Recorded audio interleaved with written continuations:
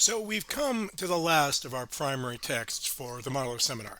Let us say goodbye to Marlowe the writer with his Massacre at Paris. We're almost sure this is his last work. Some people will say that it is not finished. They say it's not finished not because the story is lacking anything. It's not like Here and Leander, which just breaks off in the middle of the narrative. Um, People say it's unfinished because, and here I'm going to use a technical literary criticism term, because they think it sucks. Because they think it's bad. That the verse is not as good, the characterization is not as good. This is as Marlowe goes. This seems very lame for Marlowe. For a lot of reasons. People also say things about how it's maybe a memorial reconstruction, some kind of pirated version. There's not actual real evidence for that. There's not real evidence that actually ever happened in the theater. There are a lot of theories about that. We have two problems. One is we don't know how any of these play texts got to the printer. The moment where it makes its way from the playhouse to the printing house is obscured to us. We just never see the plays change hands, so we just don't know what's going on there. We we just don't. The other problem is there is a fragment which you in my class have seen. Random YouTube followers, you haven't seen because I'm not making you do homework. You're here on your own time for whatever peculiar reasons. Those who are my class, remember when I made you search in the Folger Shakespeare Library online, there's that fragment. You have a transcript of it in your book. That is a little bit of the script of the Massacre at Paris, and that small bit is better. It is remarkably better. It is superior. Where is the rest of that superior text? I'm gonna use a logical term here. Dunno. I don't know. Nobody else does. It's a problem. Did the actors just pawn off like an earlier draft? Did they get is this a bad hurried transcript? What is this? We don't know what this is. It comes out, and it comes into print after Marlowe died. The one thing we're pretty sure of is Marlowe was not involved because, and here I will quote Joseph Conrad, he dead. Because he's dead. Okay. Some people respond to the kind of genuinely poor quality of this play compared to some of the other plays by saying it's not finished. Some people criticize the text we have as being propaganda. I will say two things about that. First of all, well, I'll say three things. The first is, yeah, it's propaganda.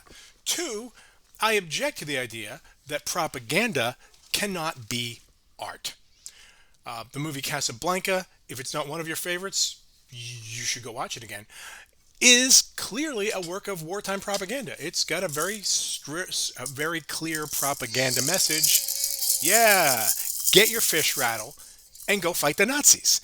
Now, I am deeply sympathetic to the fight the Nazis propaganda. I don't think go fight the Nazis is a bad message for it. And actually, if you look more closely at Casablanca, you will see them making this argument. The go fight the Nazis propaganda is much deeper than you think because you didn't grow up, because you're not living through 1942. But that said, but it's propaganda, but it still managed to be art.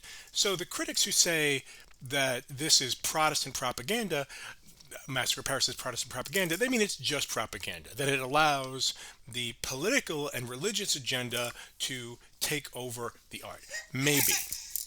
The final thing I'll say is the fact that it's propaganda doesn't mean large amounts of it aren't true. Yes, some of this is exaggerated, but the basic part about a cabal of Catholic French aristocrats killing thousands of Protestants in Paris, trying to kill them all, oh, that happened. That is not made up. So, yes, this is propaganda, but the massacre on St Bartholomew's Day in 1572 was very real, I assure you. So this is propaganda about an actual real atrocity, a crime against humanity. So don't color me a little unsympathetic to people like, well, you're being a little too hard on the kind of war criminals. Great.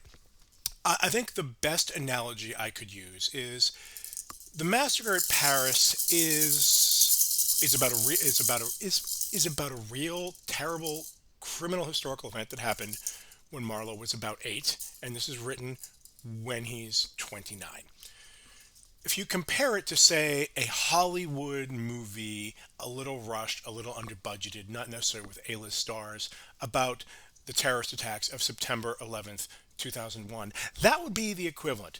Now, what would that movie be like? It would be, and that's also now about 2 decades in the past, it would be very much on the American side. It would not spend a lot of time with any sympathy or gray area toward the people who plotted the terrorist attacks or carried them out.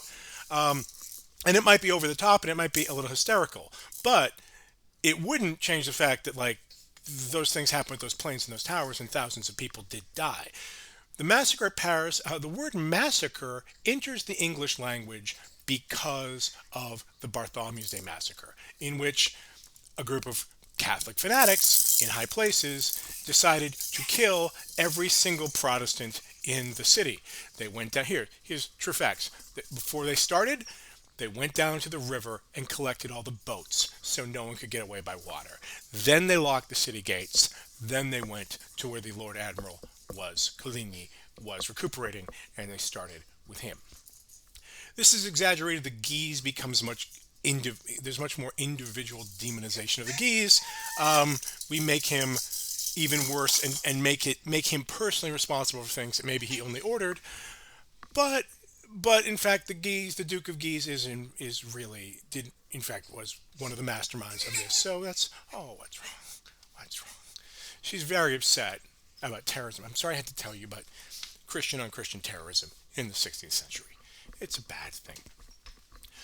It's also worth noting that surviving French Protestants, people who had escaped the terror and the St Bartholomew's Day massacre, ignited a series of other persecutions and massacres of Protestants across France. Where did people run to get away from that? England, London. Marlowe's London is full. Oh no.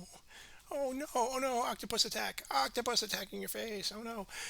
Marlowe's London is full of French Protestant refugees. There are tons of them. I will come back to that. It is also the case. It is also the case. It is also the case that the great 16th century French philosopher Pierre Ramus, was killed in the St. Bartholomew's Day massacre, actually 3 days afterwards. Did the Duke of Guise do that personally? No, but Ramus, who gets murdered here, is someone who got murdered in that massacre, and he was somebody whose work Marlowe would have known well at the university. He was a very important, influential teacher of logic and a kind of somewhat a bridge out of kind of medieval approaches to logic to later approaches. And they killed him. The word massacre enters the English language from this event. It's about the kind of stockyard where they were buried, or where they were stacking up the dead bodies, because there were too many dead bodies in Paris to deal with at once. You had to stack up the corpses of all the Protestants they killed. Is Marlowe's handling of this a little over the top and hysterical? Maybe, but the history itself is over the top and terrible, is terrible and atrocious and beggars belief. So there's that. You see, in classic Marlowe style, he has created a kind of ranting anti-hero. Here it's the Duke of Guise. The Duke of Guise is the Darth Vader, the monster. He is a hate figure for the English audiences. We've seen him mentioned before. He's mentioned actually in the prologue to the Jew of Malta, as one of the people whose Machiavelli's spirit has kind of moved into, i.e., a villain, a known arch-villain, and he's given these kind of like Tamburlaine, Faustus, Barabbas kind of speeches, or Edward II kind of speeches about how he aspires above things, and et cetera, and how, like, basically he's beyond good and evil, as Nietzsche would put it. So we have that. Is this not as convincing as in some other works? Maybe not. Some of the most outrageous stuff here is true. Like the poison gloves, true. Like, okay, some of this is, And some of this is the kind of ridiculous pulp devices of Elizabethan drama, where apparently you can poison darn near anything. Right? Hey, here's the glove. I'm going to poison your gloves. I'm going to smell the gloves and you die.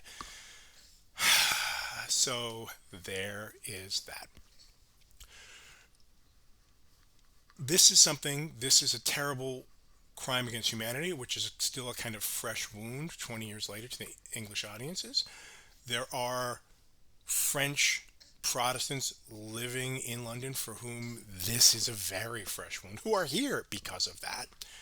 I should add a few things to connect context to Marlowe's life and world and to his ugly death, which followed not long after this. And did this play causes that? Not quite. When I say the Guise and his henchmen, with collusion of the King of France, killed every Protestant in Paris, they killed every French Protestant in Paris. They didn't go for the English ambassador or anyone in the English ambassador's house. Those people merely witnessed the massacre. They witnessed the bloody murder of thousands of their co-religionists by Catholic fanatics.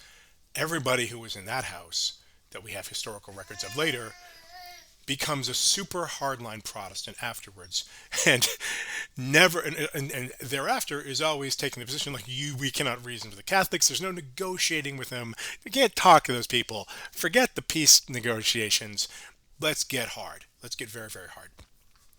The English ambassador in 1572 was a man named Sir Francis Walsingham, to whom Marlowe is sometimes linked. Walsingham goes back to England and starts England's first real serious intelligence network. He is Elizabeth's spy master. She doesn't ask him to do it, he does it, and he's very good. We always presume, or critics often presume, that when Marlowe is spying... Oh, is it sad to spy? Do we need a nap?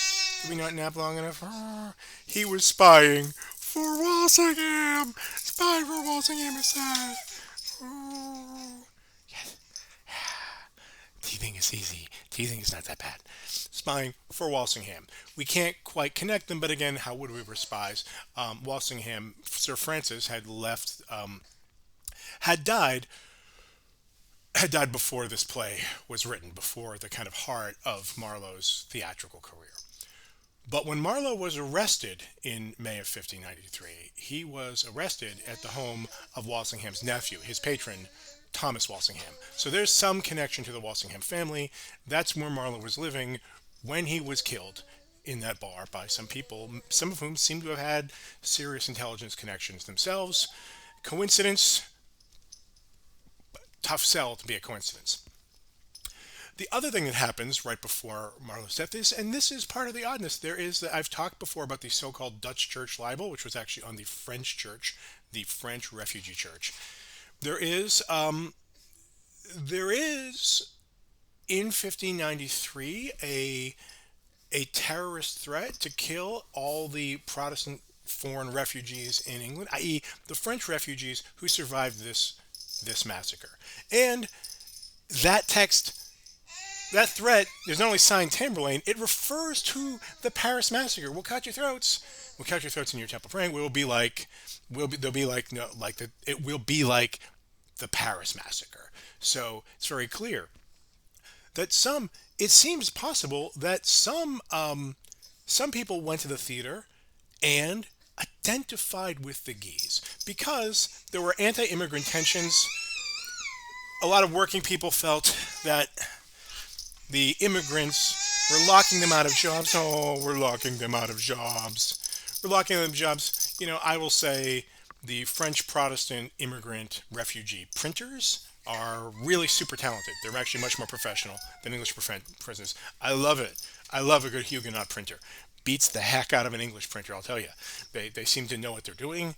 They seem to not really be drunk at all. It's great. But there is resentment, there is tension, anti-immigrant xenophobia, and weirdly, some people kind of want to be the Guise. This is not good for Marlowe. That they sign at Tamburlaine is really not good for Marlowe. His anti-hero his anti-hero act maybe indirectly, but really starts feeding into trouble. And once he becomes someone who's suspected, I mean, he's meant when he dies, his terms of arrest, he has to check in with the Privy Council, i.e., the cabinet, every single morning before he goes about his business. So tough times, as you see. My young friend here is extremely upset by all of these things. Not gonna hurt any Huguenots, are we? We're not gonna hurt any refugees. No. Okay. And that leaves us nothing to do but to write our papers and read criticism.